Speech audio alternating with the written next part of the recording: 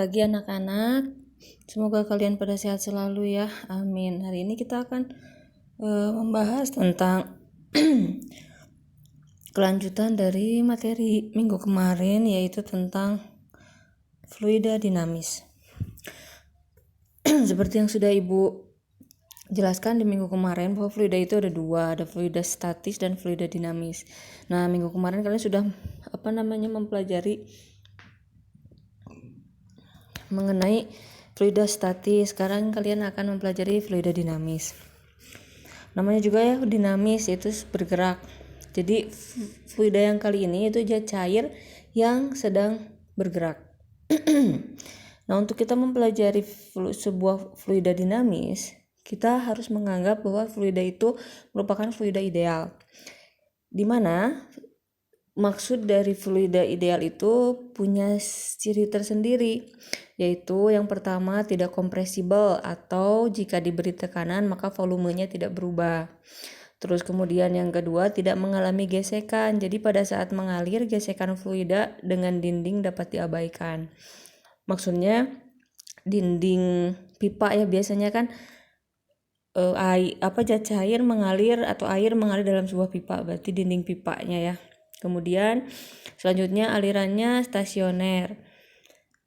Nah, jadi maksud alirannya stasioner ini alirannya itu arahnya itu tertentu, jadi nggak sembarang gitu. Jadi kalau misalkan satu ke kanan ya semuanya ke kanan gitu ya, terus kemudian nggak ada yang muter, semuanya tuh lurus terus ke kanan. Kemudian yang kedua alirannya yang keempat alirannya tunak atau steady. Ini maksudnya memiliki kecepatan yang konstan terhadap waktu. Jadi alirannya itu aliran misalkan air di dalam suatu pipa mengalir. Nah, kecepatan airnya ini waktu mengalir itu konstan, gak berubah. Nah, kemudian selanjutnya ini adalah jenis-jenis aliran yang dialami oleh fluida. Itu yang pertama adalah jenis aliran laminer.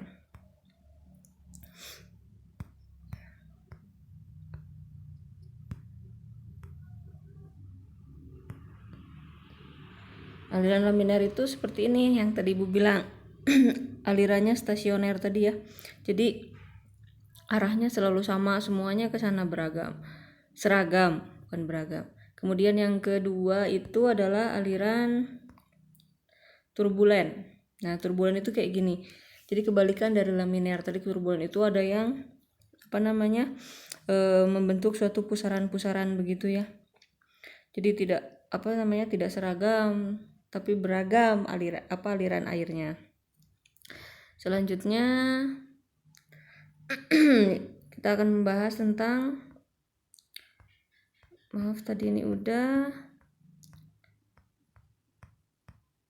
selanjutnya adalah debit aliran. Nah, ini ada beberapa besaran dalam fluida dinamis. Yang pertama itu debit aliran. Jadi debit aliran, kalau kalian pernah mendengar debit aliran air yang mengalir dalam suatu pipa, itu maksudnya adalah jumlah volume air itu dalam satuan waktu yang mengalir dalam suatu pipa. Jadi misalkan ada pipa, ada paralon ya, kalian mungkin kenal pipa itu paralon. Ada paralon, dalamnya ada air. Airnya sedang mengalir. Nah, maksud dari debit aliran itu adalah jumlah volume air yang mengalir dalam 1 detik. Misalkan di paralon itu berapa. Nah, debit aliran ini lambangnya Ki, satuannya meter pangkat 3 per second. Debit aliran dapat dihitung dengan menggunakan rumus berikut ya. Ki atau debit aliran sama dengan A itu luas dikali V itu kecepatan. Atau kalian juga bisa pakai rumus debit aliran sama dengan volume dibagi waktu. Selanjutnya kita akan membahas tentang mana ini?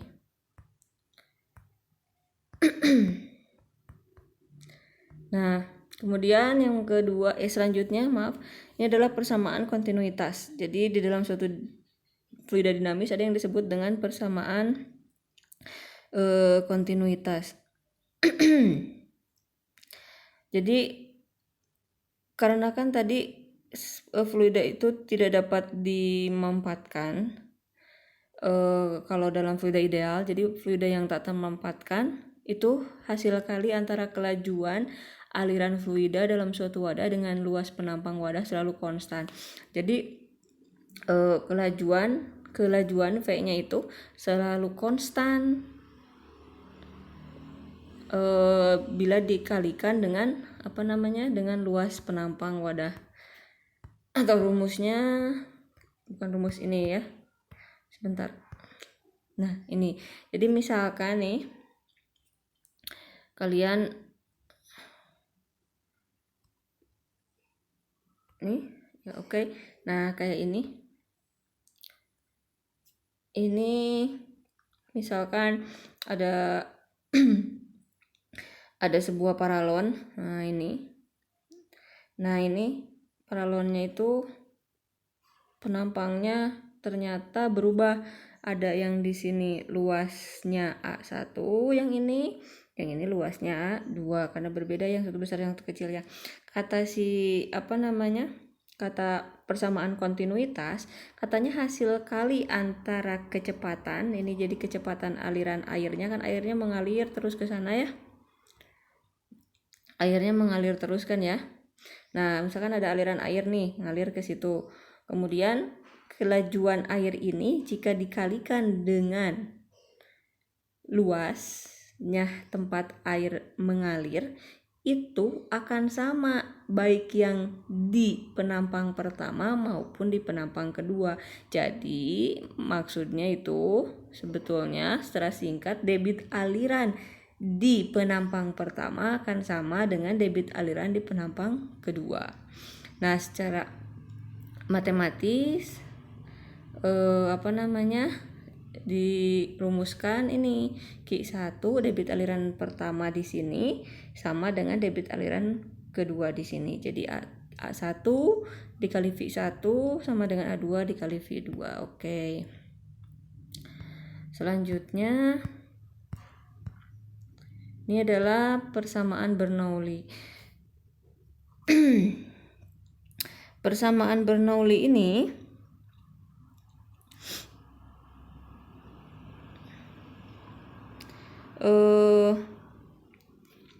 katanya jumlah tekanan, energi kinetik persatuan volume, dan energi potensial persatuan volume memiliki nilai yang sama di setiap titik sepanjang aliran fluida ideal. Jadi kalau misalkan ini ada sebuah paralon, ini beda kan ya penampangnya, yang di bawah itu lebih besar dibandingkan yang di atas, tapi katanya jumlah tekanan di sini, energi kinetik di sini persatuan volume, dan energi potensial persatuan volume ini akan sama di setiap titiknya sepanjang aliran fluida. Jadi di mana-mana, di sini pun sama, di sini sama, begitu. Nah, untuk kata rumus secara matematisnya ini.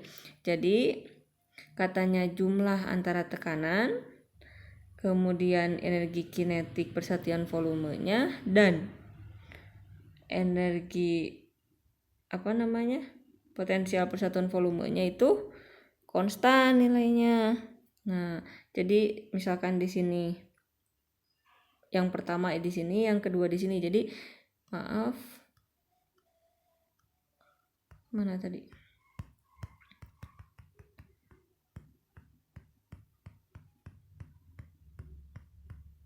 Maaf ya, sebentar tunggu. Ini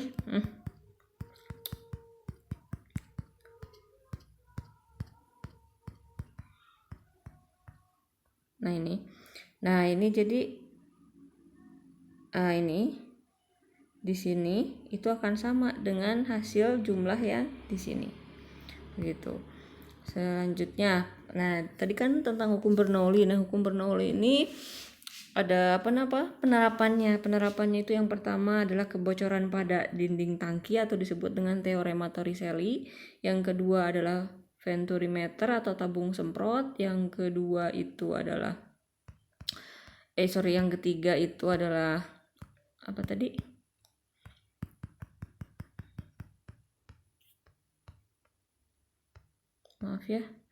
tabung pitot, keempat penyemprot racun serangga, yang selanjutnya yang terakhir adalah gaya angkat pesawat. Yang pertama kita akan membahas tentang teorema Torricelli. Nah, teorema Torricelli ini misalkan di sebuah, jadi ini mempelajari tentang fenomena air yang menyembur keluar dari lubang penyimpanan atau tangki air.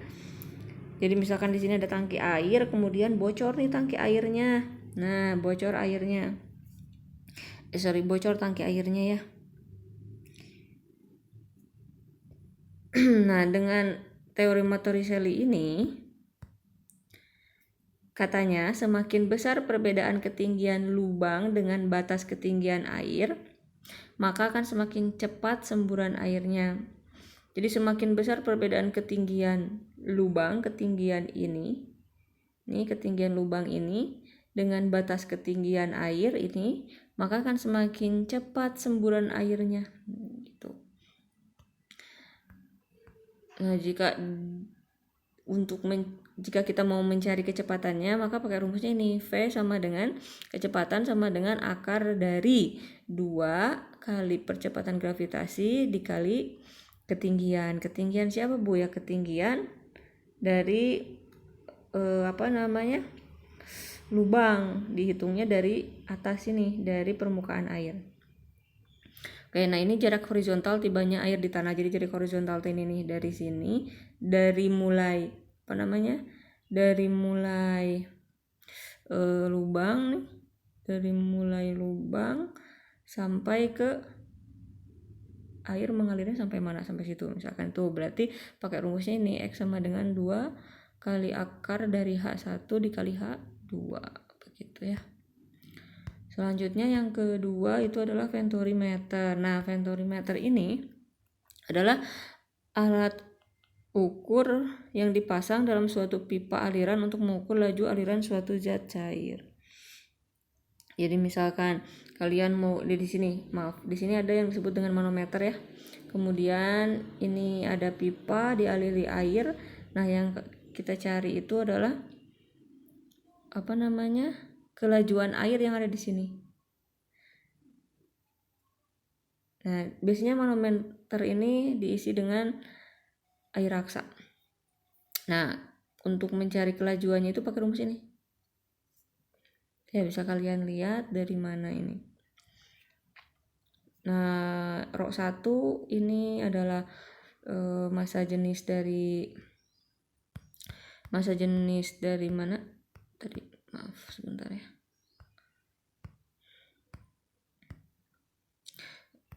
Nah, rho 1 ini adalah massa jenis dari air yang mengalir. Kemudian rho 2 ini adalah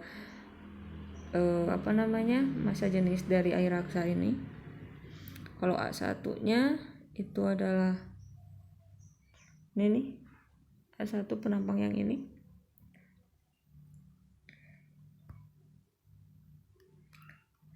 Astaga. Maaf ya, ini ibu agak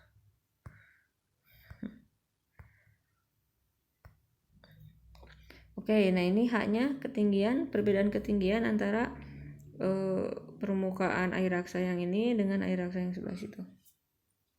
Oke, selanjutnya itu adalah tabung pitot.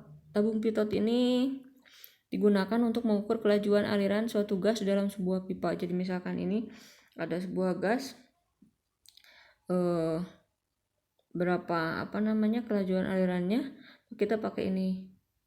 Bersama sebenarnya dengan tadi ya, venturimeter. Kayak ini rumusnya. Dan selanjutnya ini penyemprot racun serangga. Nah, ini kalian pernah lihat ya. Biasanya sih ini dipakai untuk menyemprot nyamuk. Untuk menyemprot nyamuk supaya nyamuknya mati. Nih. Ini biasanya diisi air, diisi racunnya. Kemudian ini pompanya, tarik, ditekan, kemudian nanti cairan ini akan nyemprot begitu. Nah, gimana sih prinsip kerjanya. Nah, jadi katanya jika penghisap dari pompa ditekan, ini bukan ditekan mungkin ya. Oh ya benar, ditekan, maka udara yang melewati pipa sempit pada bagian A akan memiliki kelajuan besar dan tekanan kecil. Hal tersebut menyebabkan cairan obat nyamuk yang ada pada bagian B akan naik dan ikut terdorong keluar bersama udara yang tertekan oleh penghisap pompa. Gitu. Yang terakhir ini adalah gaya angkat pesawat. Nah, kalian pernah lihat pesawat ya? Pesawat itu kan berada di udara di atas. Di atas kita biasanya di langit sana ya. Oh, nah di sini kalau pesawat itu sedang mengudara ada hambatan udara biasanya, kemudian karena dia punya massa maka punya gaya berat, kemudian dia punya gaya angkat karena dia ada di suatu fluida yaitu udara kan ya, gas, dan kemudian dia punya gaya dorong dari mesinnya. Nah begini ya, ada gaya angkat. Kenapa gaya angkat? Kenapa dia bisa terbang, bisa di atas ya, karena ada gaya angkat itu. Gaya angkat pada sayap pesawat terbang dirumuskan sebagai berikut. Nah, gaya angkat ini nih, F1 dikurangi F2 ini. Nah, rumusnya ini. Ini sayapnya, karena ini sayap. Ada sayap bagian atas, yang atas ini, kemudian sayap bagian bawah. Oke. Tuh. Nah, kemudian ini ada contoh soal. Contoh soalnya yang pertama ini berarti kalau kayak gini, perhatikan gambar berikut. Pada gambar di atas diketahui kecepatan fluida pada penampang besar 5 meter per second. Yang ini berarti kecepatannya. Berapa kecepatan aliran fluida pada penampang kecil jika diameter penampang besar 2 kali dari diameter penampang kecil. Jadi yang ditanyakan adalah V2 ini. Nah, jadi yang diketahui itu V1-nya 5 meter per second, ini A1-nya. A1 berarti luas yang di sini itu katanya 2 kali yang di sini, berarti A1 sama dengan 2 kali A2 jika A2 nya itu cuma A2 saja, 1 ya. Yang ditanyakan adalah kecepatan di penampang kedua. Oke, dengan menggunakan persamaan kontinuitas didapatkan, tadi kan persamaan kontinuitas itu adalah debit aliran pertama di sini sama dengan debit aliran kedua. Maaf.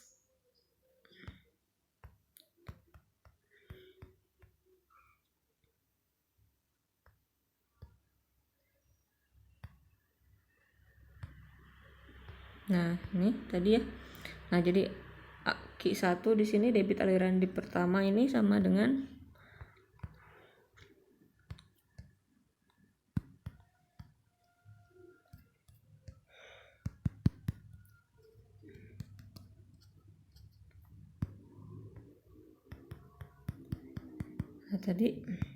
ini A1-nya itu tadi 2 kali A2, V1-nya 5, maka tinggal dikalikan 2A5 kali 2A2 kali 5 10A2, kemudian A2-nya A2 saja, V2-nya yang ditanyakan. Kalau V2-nya yang ditanyakan maka A2-nya pindah. Berarti A2 dibagi A2 itu adalah, nah tadi ini A2 kali bagi A2 itu 1 kan, jadi 10 kali 1 sama dengan 10 meter per second, itu adalah V2-nya. Oke, selanjutnya yang kedua. Itu soal kedua, sebuah pesawat dengan total luasan sayap sebesar 80 meter pangkat 2 melaju dengan kecepatan 250 meter per second. Jika kecepatan aliran udara pada bagian bawah pesawat sebesar 210 meter per second, tentukan berapa gaya angkat pesawat tersebut jika, ini maksudnya jika massa jenis udara adalah 1,2 kg per meter pangkat 3. Diketahui, yaitu berarti massa jenis udara 1,2 kg per meter pangkat 3. A-nya luasan sayapnya 80 meter pangkat 2. V bawahnya kecepatan sayap bawahnya 210 meter per second. Kecepatan sayap atasnya 250 meter per second. Dan yang ditanyakan adalah ini, gaya angkat pesawat. Tadi kan ibu udah bilang F1 dikurang F2 itu adalah gaya angkat pesawat. Maka kita pakai rumus tadi, yang gaya angkat pesawat itu yang ini. Nah, ini mana? Kosong. Nah, gaya angkat pesawat ini ya, pakai yang ini. Tadi ini. Nah, ini Tadi bisa kalian langsung kerjakan saja, ini cuma tinggal dikali ya, kecuali yang ini dikurangi dulu baru dikali yang lain. Oke, selanjutnya adalah contoh yang ketiga. Contoh yang ketiga ini, jumlah air mengalir dalam pipa yang berjari-jari 10 cm dengan laju 10 cm per second. Hitunglah laju aliran volumenya. Ini laju aliran volumenya. Berarti itu debit alirannya berapa yang ditanyakan ya. R-nya jari-jarinya sebuah pipa. Pipa itu kan bentuknya silinder ya. Jari-jarinya 10 cm, kecepatan dari airnya itu adalah 10 cm per second. Yang ditanyakan adalah apa ini? Debit alirannya. Tapi di sini belum, karena debit aliran itu kan rumusnya Q sama dengan A kali V, harus ada luas, tapi di sini belum ada luasnya. Baru diketahui jari-jarinya karena tadi berupa lingkaran kan gini ya. Nah, begitu. Karena lingkaran bentuknya bukan permukaan, luasan yang akan kita cari, maka pakai rumus A sama dengan luas sama dengan Pi kali R pangkat 2. Tinggal dikalikan saja, R-nya 10, Pi-nya 3,14, tinggal kita dapatkan 314 meter pangkat 2. Nah, setelah dapat luas, maka kamu bisa mencari debit alirannya, maka pakai rumus A kali V. Jadi dapat setelah dikalikan itu 3140 cm pangkat 3 dibagi second. Selanjutnya soal yang keempat. Ini, sebuah tabung ideal pada dinding sejauh 20 cm dari permukaan atas terdapat lubang kecil. Nah, ini betul jauh lebih kecil dari penampang tabung sehingga zat cair memancar seperti gambar berikut. Gambarnya ini, hitunglah kecepatan pancaran zat cair tersebut dari lubang kecil. Jadi yang diketahui ketinggian H-nya 20 cm, atau kita rubah ke meter jadi 0,2 meter. Kecepatannya itu yang ditanyakan. Nah, pakai rumusnya ini gampang, tinggal kamu masukkan G-nya 10, karena kalau gak diketahui di soal, Ibu udah pernah bilang sebelumnya, percepatan gravitasi itu nilainya itu adalah 10, maka 2 kali 10, H-nya 0,2 dikalikan 2 kali 10 itu 20, 0,2 adalah 4, maka akar 4 itu hasilnya 2 meter per second. Ya, sekian penjelasan dari Ibu. Maaf ya kalau kalian masih tetap gak ngerti, Ibu juga gak jelasinnya agak ribet dan penayangan dari slide-nya juga acak-acakan, maaf banget. Oke, terima kasih ya. Assalamualaikum warahmatullahi wabarakatuh.